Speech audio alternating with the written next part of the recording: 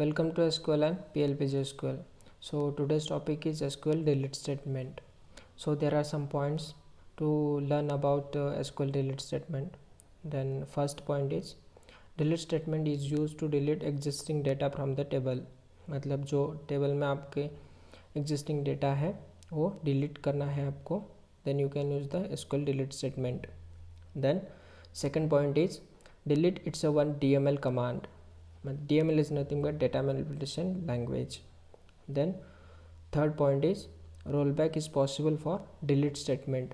अगर आप कोई भी delete statement एग्जीक्यूट करते हो, डेटा डिलीट करते हो टेबल का, देन उसको आप रोलबैक भी कर सकते हो by using rollback command.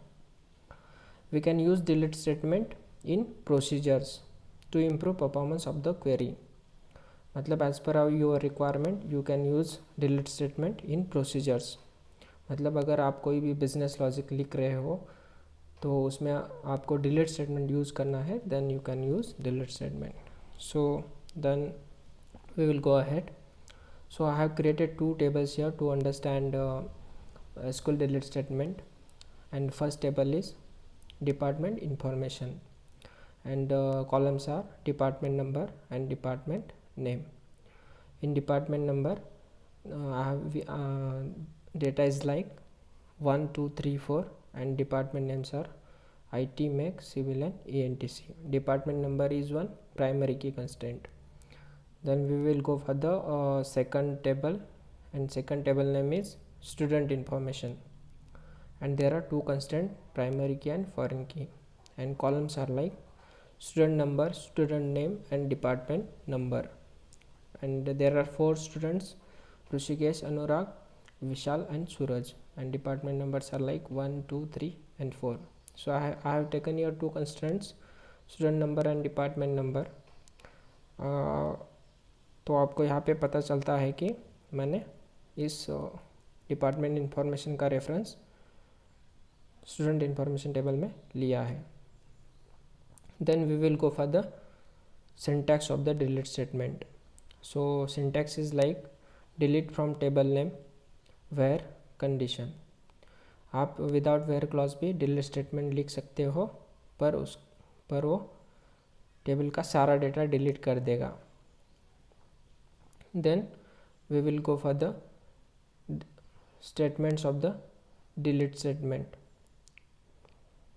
So first is simple delete statement, and question is like delete record from table student information whose student number is 1. मतलब स्टूडेंट नंबर जिसका 1 है उसका डेटा हमें डिलीट करना है. And query is like delete from student information where student number is equal to 1. तो अगर ये क्वेरी आप यूज़ करते हो देन स्टूडेंट नंबर 1 जो रिकॉर्ड है वो डिलीट हो जाएगा. Then we will go for the second statement. Second is simple delete statement with exist operator. मतलब आप एग्जिस्ट ऑपरेटर यूज़ करके डिलीट स्टेटमेंट लिख सकते हो.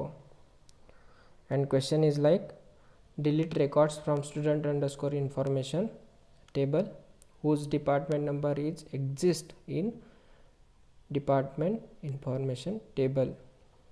इसका मीनिंग है स्टूडेंट इंफॉर्मेशन टेबल में जो डिपार्टमेंट नंबर है वो डिपार्टमेंट नंबर अगर डिपार्टमेंट इंफॉर्मेशन टेबल में एग्जिस्ट है तो वही रिकॉर्ड हमें डिलीट करना है. अगर एग्जिस्ट नहीं है तो अगर नल है तो डिलीट नहीं करना है. तो query is like delete from student information. A is nothing but alias of the student information table where exist select one from department information. B is the alias of department information table where department number is equal to department number. So this query will delete all records from the student information table whose department number is exist in department information table. So we will go for the third statement, simple delete statement with in operator. मतलब इन operator use करके हम कैसे delete statement लिख सकते हैं. And question is like delete records from student information table whose department number is department information table. Statement 2 and statement 3 questions are same but delete statements are different. So here I have written query using in operator. Delete from student underscore information A, where A dot department number in select department number from department information table. So ये भी सारा data delete कर देगा whose department number is in department information table. Then we will go for the fourth statement, and the fourth statement is like simple delete statement with using clause. And the question is like delete records from student underscore information table whose department number is in department information table. So statement 2, 3 and 4 question is same but queries are different. So using clause का use करके हम कैसे delete statement use करते हैं वो हम देखेंगे. अगर टेबल का रेफरेंस है दूसरे टेबल में तो हम उसको जॉइन कर सकते हैं. तो जॉइन करके हम डिलीट स्टेटमेंट भी लिख सकते हैं. तो अगर आपको दो टेबल जॉइन करना है तो आप यूजिंग क्लॉज यूज़ कर सकते हो. सो मैंने क्वेरी लिखा है फोर्थ स्टेटमेंट के लिए delete from student information table using, यहाँ पे हम जॉइन कर रहे हैं using department information where department number is equal to department number. जो आपका प्राइमरी की एंड फॉरेन की है उसको हम वेयर क्लॉज में फिल्टर देना है, जैसे कि हम जॉइन में ऑन क्लॉज लिखते हैं वैसे.